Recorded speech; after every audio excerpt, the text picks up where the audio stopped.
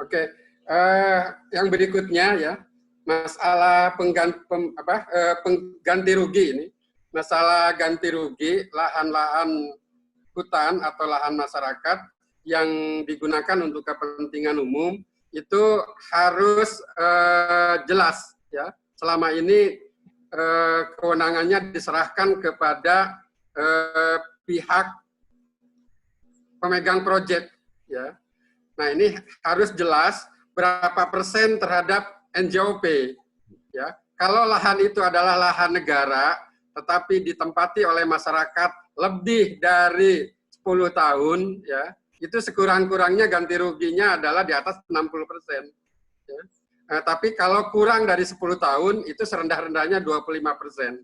Nah, tapi kalau lahan itu adalah milik masyarakat ya, ganti ruginya harus di atas 80%. Sehingga masyarakat bukan ganti rugi ya, tetapi dia memiliki kesetaraan nilai, nah dihubungkan dengan NJOP. Terus yang berikutnya, tim penilai harga ya, tim penilai harga itu basisnya adalah koreksi atas NJOP terhadap nilai pasar. Ya, itu harus clear itu. Jadi NJOP bisa saja dilakukan 2-3 tahun yang lalu, nilai pasar adalah current price kan gitu ya. Nah, penghitungan tadi persentase itu terhadap nilai setelah di NJOP setelah dikoreksi dengan nilai pasar saat ini. Sehingga si petani atau masyarakat tidak dirugikan akibat dari pembebasan lahan untuk kepentingan umum ya. Nah, tim penilai itu ya yang bernegosiasi dengan masyarakat adalah langsung adalah mediasi pemerintah dengan tim penilai dan masyarakat. Jadi tidak ada pihak lain. Nah, sekarang itu banyak pihak lain ikut di dalam negosiasi.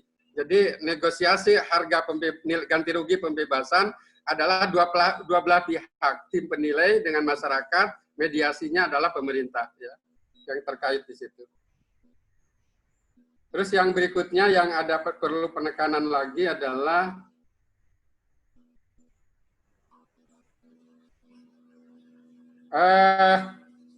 di sini di pasal 44 dan berikutnya itu ya disebutkan bahwa lahan pertanian dapat dialihfungsikan untuk kepentingan umum atau strategis nasional.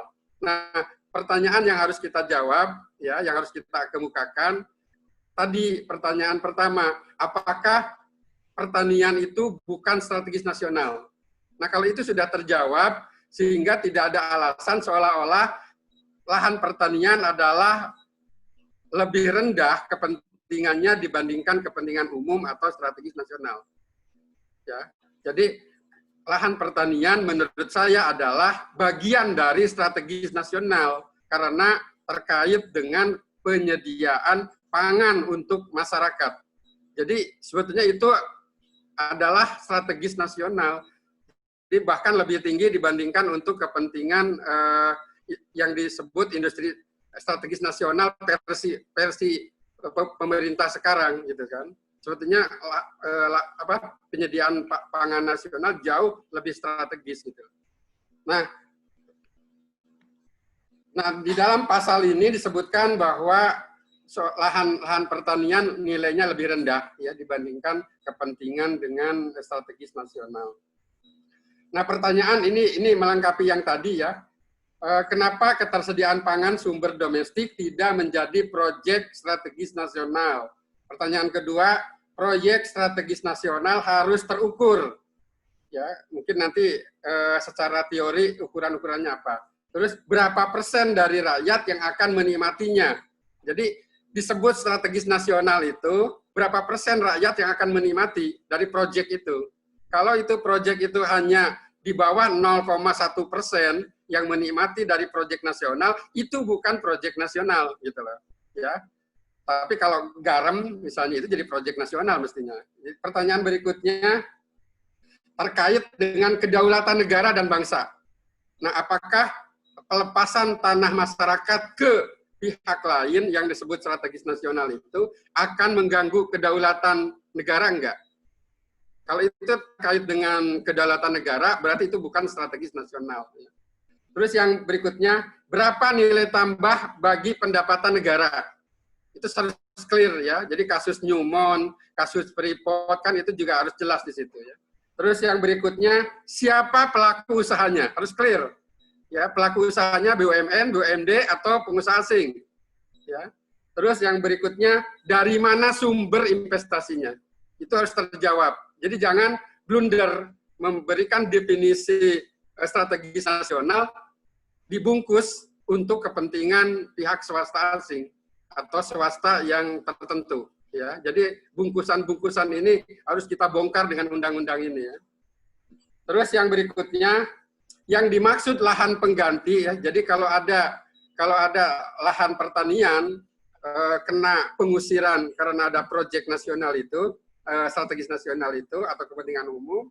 Nah, lahan penggantinya itu apakah lahan pertanian yang sudah matang dan permanen gitu kan, atau bahan lahan pertanian ya yang nilai lokasi dan spesialisasinya rendah sehingga petani akhirnya tidak bisa berproduksi kembali karena terlalu mahal untuk pengolahan kesiapan lahan ya, dikasih rawa ya, dikasih mungkin hutan-hutan rawa dan sejenisnya, hutan bako atau sejenisnya gitu kan, atau bukit kering atau tidak terjangkau transportasi ya, infrastruktur irigasinya nggak ada dan lain-lain, sehingga lahan pengganti pertanian sebetulnya bukan lahan pengganti pertanian tapi pengusiran petani ke lahan marginal ya, itu sama aja dengan pengusiran sebetulnya ya, jadi bukan lahan pengganti. Nah itu harus didefinisikan, dimaksud lahan pengganti adalah bla bla bla gitu.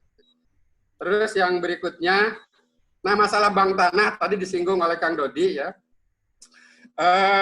Kalau menurut saya bank tanah itu tidak perlu. Itu bentuk aja salah satu fungsi dari BPN. Ya, jadi BPN membuat unit tertentu yang fungsinya seperti bank tanah itu gitu loh. Tapi bank tanah yang bukan dipisahkan. Kalau di sini kan kalimatnya itu bank tanah adalah dipisahkan. Nah, kalau bank tanah dipisahkan artinya bank tanah mendegradasi fungsi BPN. Ya. Nah, kalau menurut saya lebih baik BPN punya satu unit tertentu di bawah BPN, ya bentuknya seperti apa, mungkin tetap masih di bawah BPN, tetapi memiliki fungsi memberikan layanan informasi sebetulnya kan. Tugasnya itu adalah memberikan layanan informasi mengenai tanah. Ya. Nah, mengenai tanah itu kan di dalamnya tadi disebutkan ada beberapa sumber-sumber tanah yang belum produktif, sisa dari sisa dari tambang misalnya kan, terus 20% dari pembaruan HGU, HGP dan seterusnya kan gitu. Nah, terus yang berikutnya, bank tanah itu tidak berfungsi sebagai makelar tanah. Nah, kalau yang saya membaca di sini, ini kesannya jadi makelar Kang Deddy, ya. Posisinya menjadi makelar tanah. Dia menginventarisasi sumber-sumber tanah yang saat ini belum tergarap secara baik, nanti oleh dia ditawarkan kepada pihak-pihak tertentu untuk mengelola, dan disitulah menjadi sumber pendapatan bank tanah ini. Jadi bank tanah fungsinya seperti BLU, ya. Nah, kalau bank tanah seperti BLU berarti makelar, gitu kan, makelar tanah, ya. Jadi tapi bank tanah harusnya berfungsi sebagai badan layanan, lembaga layanan di bawah BPN, ya, dan sepenuhnya didanai oleh APBN. Jadi bank tanah itu badan di bawah BPN yang sepenuhnya didanai oleh APBN. Ya. Jadi dia tidak harus mencari pendanaan sendiri seperti PNBP dalam kelembagaan BLU, ya. Oke, mungkin itu berikutnya ada satu poin lagi. Masalah batas waktu tadi udah disebut oleh Kang Dodi ya, yang 90 tahun itu mungkin itu kalau menurut saya setuju Kang Dodi ya, dikembalikan ke struktur lama ya, yang 35, 25, 30 gitu ya. 35 nanti untuk 25 dipencet kalau dia misalnya nakal gitu kan, nggak usah diperpanjang gitu kan. Kalau baik diperpanjang 25, pembaruannya dipencet lagi gitu kan. Ya. Ini terus yang gini, di dalam RUU ini tidak disinggung hak kepemilikan individu rumah tangga. Jadi lebih banyak mengatur masalah hak kepemilikan, hak pengelolaan, tetapi untuk badan hukum seolah-olah hak individu itu bisa diabaikan dan nanti suatu saat hak-hak individu bisa diambil alih untuk kepentingan badan hukum. Jadi hak individu ini ya yang sekarang sertifikat tanah untuk rakyat, sertifikat tanah untuk yang masyarakat dan lain-lain untuk rumah tangga, ini sama sekali nggak disinggung di dalam RUU ini. Masalah HGU yang nganggur ya Kang Dodi ya. Jadi sekarang kan banyak kasus HGU, HGP atau HGB, hak guna pakai, hak guna bangun dan lain-lain yang bertahun-tahun tidak terlantar, tidak dari izin. Ada yang sampai 25 tahun. Nah ini harus dibatasi. Katakanlah untuk maksimum 5 tahun. Kalau dalam 5 tahun lahan sejak pemberian izin HGU, HGB atau HGB, HGU dan hak guna pakai, hak guna bangun ya, HGP, HGB ya. Nah, itu tidak operasional, maka badan hukum itu bahkan bisa digugat ke pengadilan. Selain HGU, HGP-nya dicabut dan badan hukum itu bisa digugat ke pengadilan sebagai penipuan terhadap negara gitu loh. Ya. Terus yang berikutnya ini ada mungkin itu 5 tahun ya. Terus batas mulai ininya 2 tahun. Jadi kalau setelah 2 tahun izin terbit dia tidak berbuat apa-apa, nah maka dia masih ditolerir sampai maksimum 5 tahun. Tapi kalau selama 5 tahun itu. Terus yang berikutnya ini Kang Dodi ya, masalah HGB, HGU, HGB itu mau diatur di undang-undang tersendiri lagi. Nah, kalau menurut saya itu tidak harus diatur di undang-undang sendiri lagi, undang-undang yang sudah ada aja dipakai gitu loh. Jadi di dalam undang-undang ini aneh gitu loh, undang-undang diturunkan ke undang-undang, padahal undang-undang yang sudah mengatur sebelumnya sudah ada. Jadi kan ini mau main bekel ya kalau anak-anak itu main bekel gitu kan. Itu lucu ini. Jadi dia ingin mengambil alih kewenangan dengan pengaturan HGB, HGU, dan HGB ini dengan undang-undang turunan dari undang-undang ini. Padahal undang-undang sebelumnya sudah ada gitu loh. Kalau menurut saya udah kembalikan kepada undang-undang yang sudah ada sebelumnya itu. Terus yang yang berikutnya masalah rumah susun untuk orang asing. Ini mungkin perlu penekanan ya. Orang asing tidak boleh punya rumah, tidak boleh punya lahan dan untuk rumah. Ya, ini harus ada penekanan ini. Jadi sarusun ya tidak diberikan hak kepemilikan kepada tenaga kerja asing. Ini harus ada penekanan. Karena di sini disebutkan tenaga kerja asing boleh memiliki hak lahan untuk kepemilikan lahan untuk rumah. Nah, mereka posisinya adalah TKA asing yang bekerja di perusahaan atau swasta asing atau orang asing yang bekerja di perusahaan domestik itu tidak boleh memiliki lahan untuk kepemilikan rasusun, kepemilikan rumah. Nah, mereka hanya punya hak sewa, ya, hak sewa dan sampai kapanpun tidak boleh ada hak milik. Ya. Terus yang ini mungkin yang lain-lainnya mungkin tadi udah banyak ya. Jadi itu aja mungkin penekanan ya untuk orang-orang asing ini. Saya agak ini juga sekarang ya, agak sensitif juga ini harus saklek ya Kang Dodi ya. Setuju Dan. Mungkin itu masukannya. Terima kasih. Assalamualaikum warahmatullahi wabarakatuh. Waalaikumsalam warahmatullahi wabarakatuh. Luar biasa. Tapi intisarinya luar biasa. Kita setuju semua kayaknya, terutama yang terakhir tadi ya, no asing. Oke, untuk berikutnya ini saya lihat ada Dewan Pakar ya, Bunda Nurul. Mohon berkenan Bunda Nurul untuk langsung memberikan paparan singkatnya. Nanti kalau ada yang panjang, boleh dikirim paparannya lewat Word atau PPT ya untuk kita jadikan sebagai diskusi berikutnya. Bunda Nurul, silakan. Dewan pakar kita.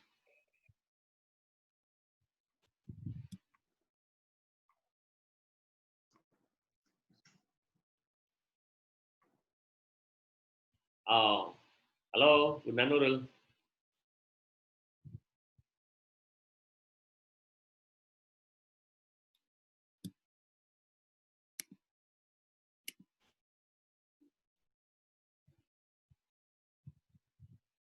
Bunda Nurul, Pak Ketum, ada bisa melihat Bunda Nurul nggak?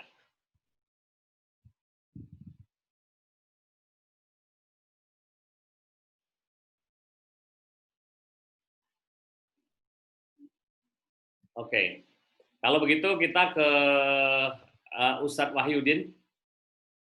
Siap Ustadz Wahyudin? Jawa Timur?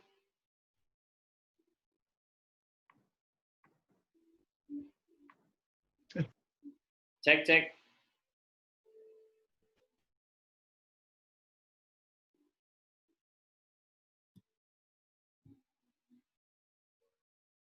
Bunda Nurul. Oke, Bunda Nurul siap? Kalau, oh ya ini sudah saya unmute nih Bunda Nurul. Ya, Assalamualaikum. Waalaikumsalam warahmatullahi wabarakatuh. Sri Kandi yang ditunggu-tunggu hari ini. Setelah Arjuna semua. Mohon maaf lahir batin sebelumnya. Sami-sami, Bu. Iya, sebentar nih sedang azan zuhur. Ya.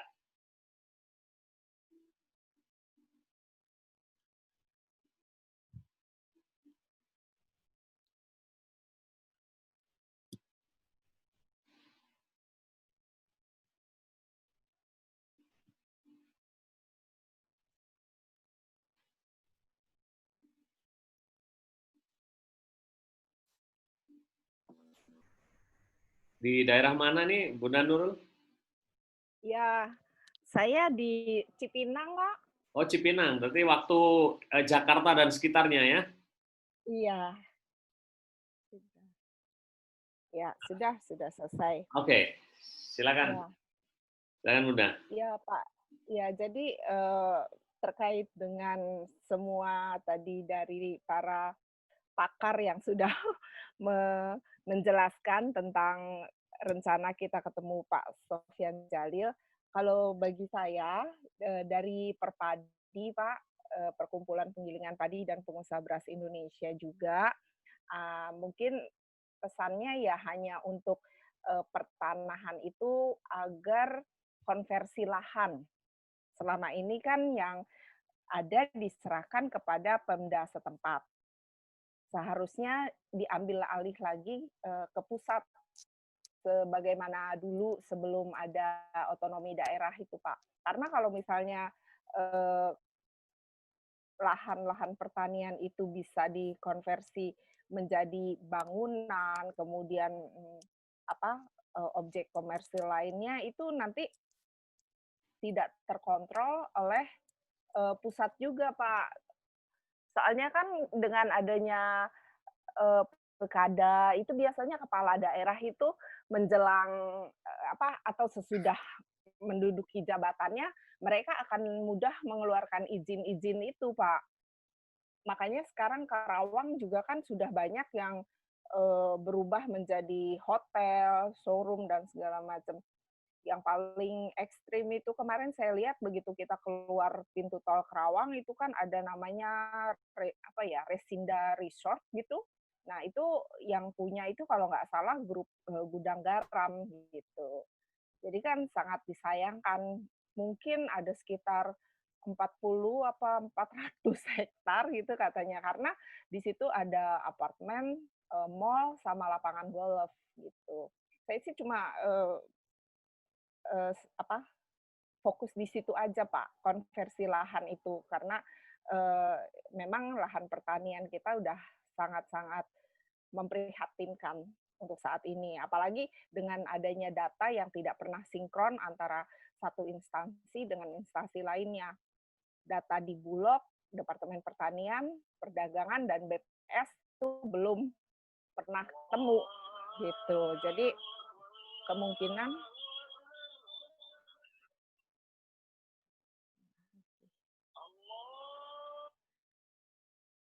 ya itu aja Pak. Selain data juga mungkin bisa ya diajukan kepada beliau ya. Ya, nanti akan Iya. kita diskusikan lagi di tim inti yang akan hadir. Baik. Ya, Baik. Oke. Saya rasa itu saja Pak, cukup. baik. Terima Bunda kasih. Nurul, Ya. jazakallah, Mohon terima maaf. kasih. Ya. Salam hormat. Ya, Baik. berikutnya langsung saja kami panggil Ketua STI Jawa Timur, Bung Wahyudin, yang sudah ada di tengah-tengah kita. Bung Wahyudin, tafadhol.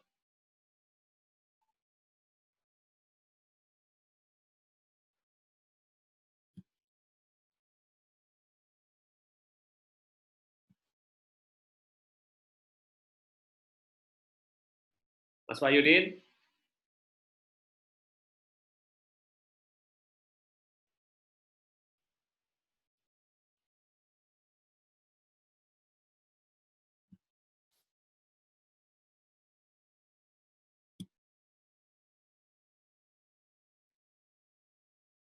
Mas Wahyudin, bisa langsung?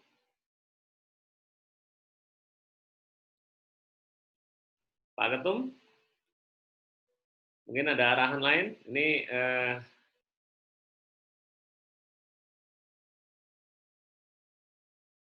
oke. Ini rupanya kesulitan ini. Atau sudah tidak ada di ini ada Dr. Habib baru masuk lagi. Mas Wahyudin masih ada di room kita. Ini ada Realme Pro ini mungkin. Sebentar, Mas Fatur. Ya, Pak Ketum. Ya,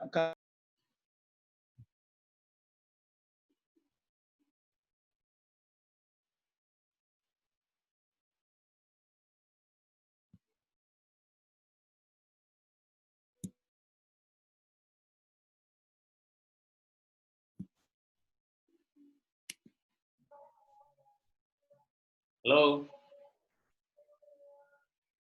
Mas Wahyudin, halo. Ini sudah diingatkan lagi nih, masih 10 menit ini untuk Mas Wahyudin. Ketum, ini Mas Wahyudin kesulitan untuk ini, apa kita... Ada Kang Asdam tuh barangkali itu ngomong. Oke.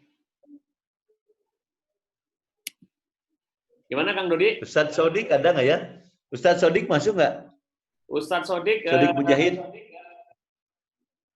Nggak? Nggak masuk. Profesor Samo, Ustadz Samo? Tadi di awal Ketua STI Jawa Barat? Di awal ada. Enggak ya. Asdam aja barangkali itu Kang Asdam tuh. Asdam saya lihat tadi ada. Kang Asdam. Pak Asdam, iya tadi. Sekarang di sesi ketiga ini banyak yang hilang. Ketum mohon izin. Ini ada tamu kita dari Jawa Timur, Pak Dr. Habib. Apa berkenan untuk kita daulat? Ini masih ada sekitar 7 menit nih. Ya, silakan Mas Kapten, silakan. Ya, Pak Dr. Habib. Ini beliau baru saja insya Allah akan memperkuat STI Jawa Timur. Saudara, saya unmute dulu. Pak Dokter, halo, Pak Dokter.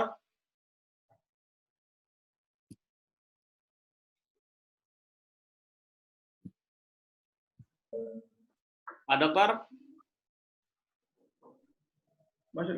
Ya, Pak Dr. Habib, silakan. Iya. Mas Doni. Ya, sudah.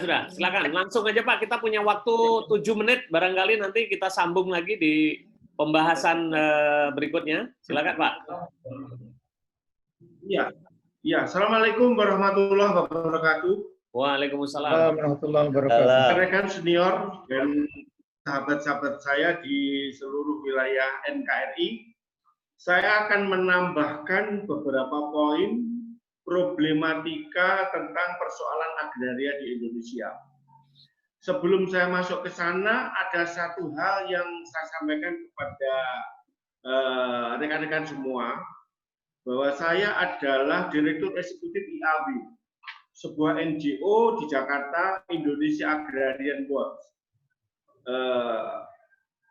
Salah satu poin yang menjadi problematika faktor sektor agraria di Indonesia adalah tentang tumpang tindihnya kewenangan persoalan agraria di Indonesia. Sebagaimana diketahui bahwa yang menjadi kewenangan agraria itu meliputi pertama kali adalah pertanahan, kemudian kehutanan, lingkungan hidup, kemudian kelautan. Itu menjadi problem induknya dari yang berada di agraria. Saya melihat begini, mestinya di Indonesia itu Menko-nya bukan Menko Kelautan. Yang paling urgen benar adalah Menko-nya adalah Menko Agraria.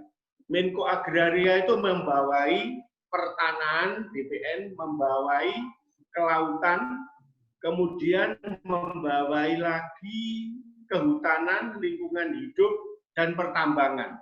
Ini menurut saya menjadi hal krusial di NKRI ini. Sehingga wajarlah kalau masalah agraria itu sekarang ini carut marut.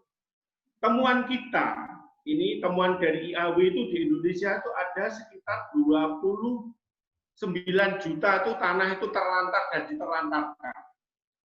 Jadi ini manakala ini dikelola dengan baik untuk pengembangan sektor pertanian, sektor agrowisata dan sebagainya akan menjadi hal yang luar biasa. Hal yang penting lagi begini, saya sampaikan begini. Sekarang ini sudah ada jurisprudensi dari Mahkamah Konstitusi tentang makna dari hak menguasai negara.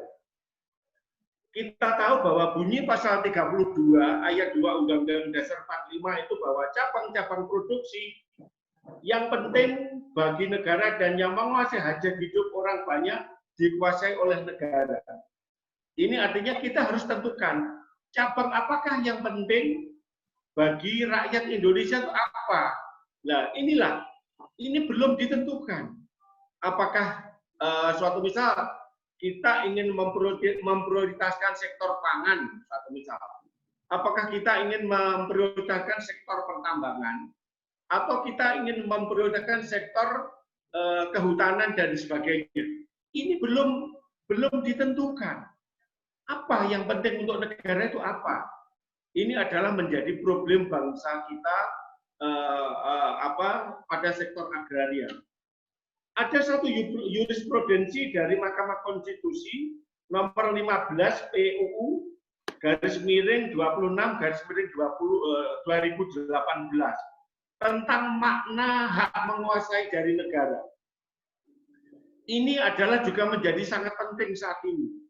Hak menguasai negara menurut jurisprudensi dari Mahkamah Konstitusi pertama kali adalah negara punya kewenangan untuk melakukan kebijakan beli.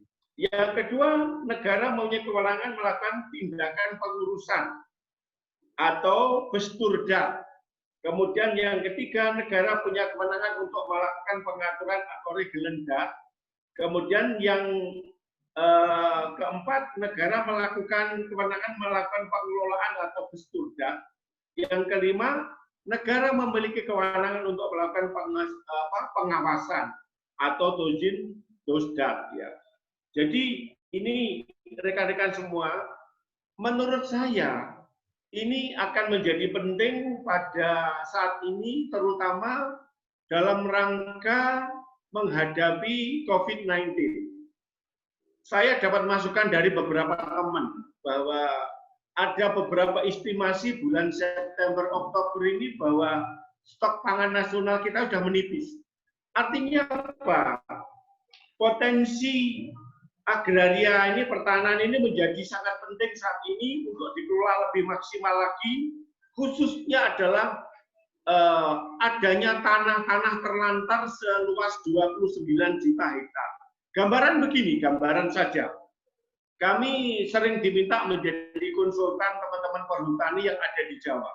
Luas perhutani di Jawa itu 2,4 juta hektar, kisaran itu. Itu yang 50 sampai 65% itu posisi terlantar.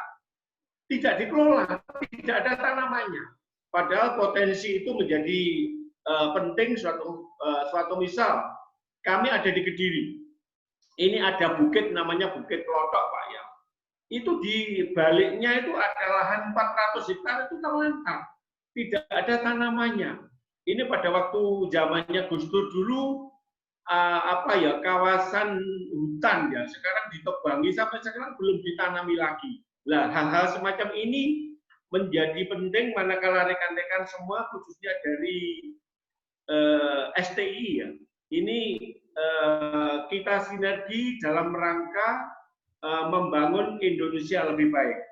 Ya, saya rasa itu Kapten Sar, pokok-pokok hal yang mungkin menjadi masukan dari saya dalam rangka pembangunan sektor agraria di Indonesia. Terima kasih. Assalamualaikum warahmatullahi wabarakatuh.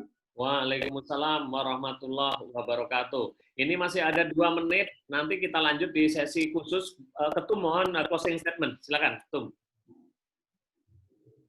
Ini maksudnya terakhir atau nanti kita ada lanjut lagi, Mas Kapten? Nah, ini mohon arahan Ketum, mau dilanjut atau kita ulangi sesi berikutnya. Saya akan siapin Zoom yang berbayar, sehingga bisa menampung jam yang unlimited. Ya, teman-teman sebagian juga sedang mempersiapkan Zoom meeting kita dengan OKOC nanti setelah zuhur ini. Jadi saya kira mungkin sementara kita istirahat dulu, Kapten, sambil nanti Mas Kapten memberikan resume dari pertemuan kali ini. Dan saya kira kita mohon kepada Bapak dan Ibu yang hadir pada pertemuan saat ini untuk berkenan hadir pada saat pertemuan dengan Pak Sofyan Djalil itu tanggal 16 Juni ya. Kang Asdam tanggal 16 Juni ya Kang Asdam ya. Siap, siap. Ya, jadi dan beberapa